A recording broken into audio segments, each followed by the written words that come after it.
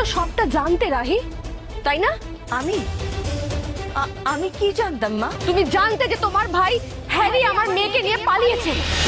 তিতলির চক্রান্তে হ্যারির হাত ধরে পালিয়ে গেল অনি।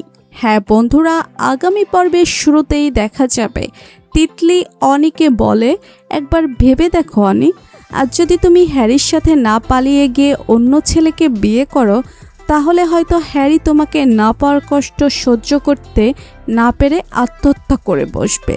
আর তুমি পারবে তো নিজের পুরোটা জীবন হ্যারিকে ছাড়া কাটাতে? অনি বলে, কিন্তু তিতলি, আমরা দুজন যদি আজ পালিয়ে যাই তাহলে তো বৌদিদির জীবন একদম শেষ হয়ে যাবে। সবাই যে সব দোষ বৌদিদিকে দেবে। তিতলি বলে, অনি তুমি অহেতুক চিন্তা করছো, দিদি ভাইয়ের কেউ কিছু করবে না, কিন্তু তুমি যদি এখন আমার কথা মতো পালিয়ে না যাও তাহলে হয়তো হ্যারি কিছু একটা করে বসবে। কিন্তু তিতলির কোনো কথাতেই অনি পালিয়ে যেতে রাজি হয় না।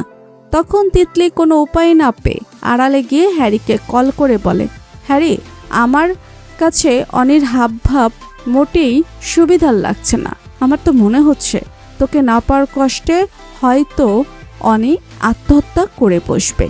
হ্যারি বলে, না না, অনির কিছু হলে আমি যে আর বেঁচে থাকতে পারবো না। তিতলি, তুই কিছু একটা কর, তুই অনিকে বোঝা ও যেন এমন কিছু না করে। তিতলি বলে, হ্যারি, আমি অনিকে কি বোঝাবো? অনি তো কোনো কিছু বোঝার অবস্থায় নেই, তাই আমি বলি কি, তোরা একসাথে পালিয়ে যা। হ্যারি আর কোনো উপায় না দেখতে পেয়ে নিজের অজান্তেই তিতলির ফাঁদে পা দিয়ে ফেলে। এরপর হ্যারি অনিকে বলে, অনি চলো আমরা পালিয়ে যাই। অনি বলে, না হ্যারি, আমরা এখন পালালে যে সব দোষ এসে পড়বে রাহি বৌদিদির উপর। হ্যারি বলে, অনি আমি জানি রাহি সব সামলে নেবে, কিন্তু অনি আমাদের কাছে যে আর কোনো রাস্তা খোলা নেই। অনি আর হ্যারির এমন অবস্থা দেখে তিতলি মনে মনে হাসে আর বলে, দিদি ভাই, এবার তোর খেলা শেষ। আমি এই হ্যারি আর অনিকে ব্যবহার করে তোর জীবনের কাল হয়ে দাঁড়াবো। এরপর দেখা যায় তিতলির পাতা ফাঁদে পা দিয়ে অনি আর হ্যারি একসাথে পালিয়ে যায়। অন্যদিকে দেখা যায় রায়চৌধুরী বাড়িতে সবাই যখন দেখে অনি দরজা খুলছে না, তখন সবাই দরজা ভেঙে দেখে ঘরের ভেতর অনি নেই। রাহুল তখন অনির লেখা একটা চিঠি পায়।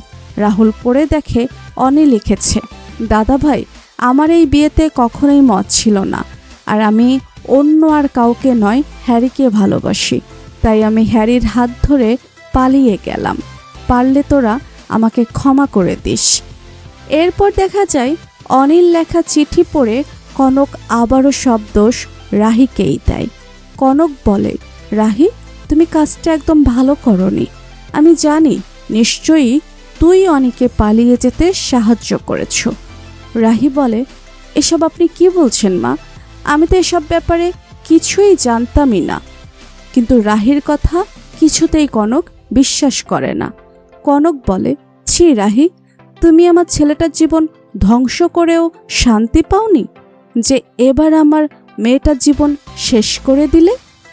তো বন্ধুরা, তোমরা এটাই চাও তো রাহি যেন নিজেকে নির্দোষ প্রমাণ করে অনি আর হ্যারিকে আবারও বাড়িতে ফিরিয়ে আনে? তোমাদের মতামত কমেন্টে জানাতে ভুলো না। আর ভিডিওটি ভালো লাগলে লাইক, শেয়ার অ্যান্ড সাবস্ক্রাইব করে আমাদের পাশে থাকুন।